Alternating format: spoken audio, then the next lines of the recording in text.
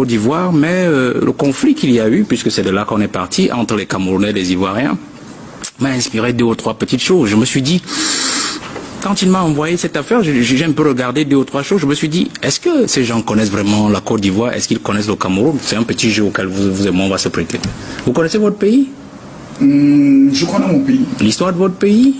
Oui, ce qu'on a appris, je pourrais le dire, à l'école, et puis quand même, j'ai vécu en Côte d'Ivoire. Que vous rappelle 1843? Non, ça je ne me rappelle pas. C'est la date du premier protectorat de la France sur votre pays, Côte d'Ivoire. 1893, ça vous dit quelque chose? Non. Voilà. C'est la date où votre pays est devenu une colonie française. 1893. Voilà. Vous connaissez? J'étais encore CM1. Je pense qu'en récitant, en regardant les cours, je vous aurais répondu clairement. Très bien, je vous comprends, je vous comprends. Vous connaissez, non, ça rapporte de l'argent, hein, ça peut faire des calls dans une émission de télé, ça peut faire des calls, donc ça peut rapporter de l'argent, donc réfléchissez-y. Non. Vous connaissez Pierre-Marie Coty? Marie Coty, je ne la connais pas. Non, c'est un homme. Je ne le connais pas. C'est un homme. Je ne le connais pas. C'est lui qui a écrit les paroles de votre hymne. Je ne le connais pas, ce monsieur. Voilà, c'est lui qui a écrit les paroles de votre hymne. Vous connaissez quand même votre hymne, vous pouvez chanter votre hymne. Salut aux terres d'espérance, pays d'hospitalité. Non, chantez. Salut aux terres d'espérance, pays de l'hospitalité. Tels les gens remplis de vaillance ont relevé ta dignité. Si vous fallait choisir entre Babo et Ouattara.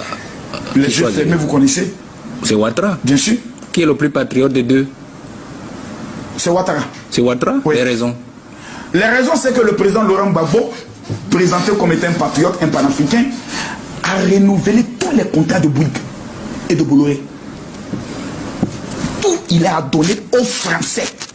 Le pétrole découvert en Côte d'Ivoire récemment, monsieur, qui nous met au même niveau que Dubaï. Le président Ouattara ne l'a pas donné à la France, à des Hollandais. Le président Emmanuel Macron est le petit en matière d'études du président Ouattara. Ils n'ont pas le même niveau intellectuel, ni la même expérience professionnelle. Donc lorsqu'il parle en tant que des chefs à chef. La femme, la fille patriotique, fait croire qu'on est patriote.